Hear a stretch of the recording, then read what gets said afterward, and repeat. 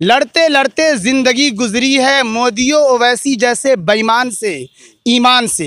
तो बंगाल में सारी पार्टियां होंगी कंगाल, माँ ममता ही होंगी माला माल। वो हिंदू खतरे में है जिसका भगवान मोदी है, और मैं मुस्लिम के लिहाज से कहा करता हूं कि वो मुसलमान खतरे में है जिसने अपना सब कुछ ओवैसी को बना रखा है। देख रहे हैं प्राइम इंडिया न्यूज़। मैं हूं मोहम्मद आसिफ। तो बंगाल चुनाव में बहुत ही ज़्यादा उथल पुथल हो रहा है, जिसको लेकर के हमारे साथ मोहम्मद आसिम जी हैं, जिनसे कि आज हम बात करेंगे। तो क्या आपको बंगाल चुनाव पर लेकर के क्या कहना है सर? बंगाल चुनाव का घोषणा भी हो गया है, और यकीन मानिए कि बंगाल चुनाव में बंगाल की जनता बहुत समझदार है। मैं तो यूँ कह सकता हूँ कि सारे हिंदुस्तान की जनता से एक अलग वहाँ की जनता है सोच रखती है।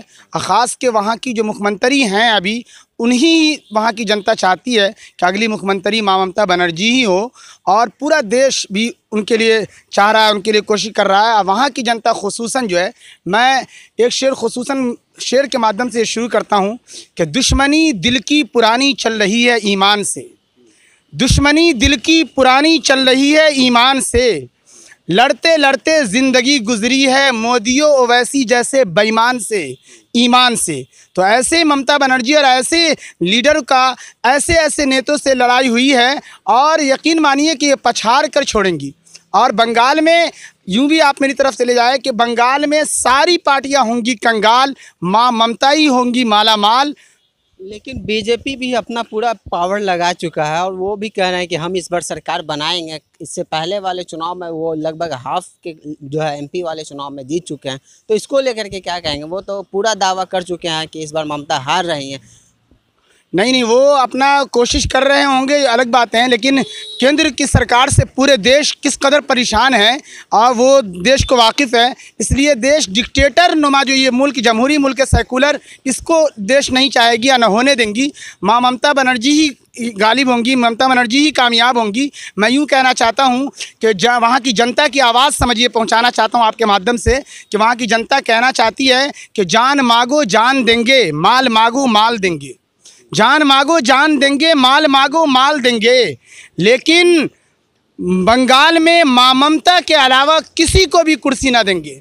और आप यकीन मानिए कि वहाँ की जनता बहुत जागरूक है, और जनता ने ये फैसला किया है, केंद्र की सरकार से भी ये कहना चाह रही है कि केंद्र में बैठ करके तमाम हिंदुस्तान की जनता को आपने परेशान कर रखा है, कभी नोटबंदी के हवाले से, कभी एनआरसी के हवाले से, और ख़ुसूसन एनआरसी के हवाले से बंगाल को भी उन्होंने जो है और आसाम को छेड़ रखा है। तो वहाँ की जनता बिल्कुल ये जागरूक है, और माँ ममता की बनर्जी की शक्ल में वहाँ की आवाम को जो मिली हुई है, हर एक के विकास के बारे में, हर एक को सुविधा मिले और हर एक के नागरिक वहाँ का आगे बढ़े, उसके लिए माँ ममता बनर्जी बिल्कुल कोशिश करती हैं और कोशिश करती रहेंगी। तो इसको लेकर के आपने एनआरसी बोला या सीए जो भी है, इसको लेकर के जो है ममता बनर्जी भी तो हिंदू कार्ड खेल रही है। उन्होंने भी बोला है कल रैली में कि जो है हम हिंदू की बेटी हैं, और आज नंदीग्राम में वो जो है शुभेंदु अधिकारी के अपोजिट में खड़ी हैं, जबकि वो उन्हीं के पार्टी से थे, आज बीजेपी में है। इसको लेकर के क्या? बिल्कुल उनका कहना अपना, बिल्कुल वो हिंदू से ताल्लुक़ रखती भी हैं, ऐसा तो नहीं है। और वो कह रही हैं तो कोई बुरी चीज़ तो नहीं कह रही, वो अपने धर्म के बारे में, जिस धर्म से वो ताल्लुक़ रखती हैं वो बता रही हैं। हमारे अभी केंद्र में और ख़ुसूसन जो है भाजपा के जो कार्यकर्ता कह लीजिए या भाजपा के लोग हैं, उन्होंने मिजाज बना रखा है कि राहुल गांधी हों या अखिलेश यादव जी हों, तेजस्वी यादव जी हों, ममता बनर्जी हों, ये इस तरीके का शब्द ला कर के ये लोग हिंदू नहीं हैं, इसको यानी मुस्लिम कहना चाहती हैं। और उनको याद रखना चाहिए कि ये महाराष्ट्र में सरकार जो भी बना रखा है उद्धव ठाकरे जी ने, उनको वहाँ के गवर्नर जो आरएसएस और बीजेपी से प्रभावित हैं और उनका सींचा हुआ वहाँ के गवर्नर हैं, उन्होंने एक दिन कहा उद्धव ठाकरे जी से कि आप हिंदुत्व छोड़ के सेकुलर कब हो गए? तो वहाँ के उद्धव ठाकरे जो सत्ता में है अभी फिलवक्त 56 सीट लाके, उन्होंने कहा कि गवर्नर आप उनसे बड़े हिंदू नहीं हैं। और राज ठाकरे के भी ये जुमले याद रखना चाहिए पूरे देश के भारतीय नागरिक को कि राज ठाकरे जी जो बाला साहब के भतीजे, उन्होंने कहा था कि वो हिंदू खतरे में है जिसका भगवान मोदी है। और मैं मुस्लिम के लिहाज से कहा करता हूँ कि वो मुसलमान खतरे में है जिसने अपना सब कुछ ओवैसी को बना रखा है।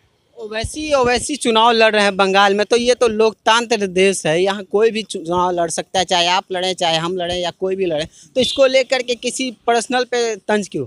नहीं, बिल्कुल मैं ये कह रहा हूँ कि बिल्कुल लड़ने की कोई मना नहीं है, लेकिन ये कहने का हासिल ये है कि भाई कोई कुर्बानी आपकी क्या नज़रिया है। फिर आप कहें कि हम आज़ाद हैं, हम किसी पर तंज नहीं, हम लड़ रहे हैं, हमें भी आप जिताइए जिताइए ऐसे करते रहें, लेकिन किसी पर तंज करने की आपको फिर ये आदत जो आपकी है और आप जो ये बना रखा है ये सही नहीं है। क्या तंज कसा उन्होंने? अरे इन्होंने तंज यूँ कसते रहते हैं कि एक दूसरे को सब कुछ को कि कभी ममता बनर्जी, कभी अखिलेश यादव कांग्रेस वगैरह को बुरा भला कहते हैं, हालांकि उनके वालिद वगैरह सब कांग्रेस से जुड़े हुए और आज 15,000 करोड़ इस तरीके के जो मालदार हैं वो उन्हीं सब की देन है। और फिर उससे बना करके और ये अपनी यूँ ही करके सत्ता में ला करके, तो ये दोनों भाई मैं क्या करता हूँ। आज वो खराब हैं, कांग्रेस से अलग हैं इसलिए, या फिर जो है कुछ अलग उनका बयान है इसलिए?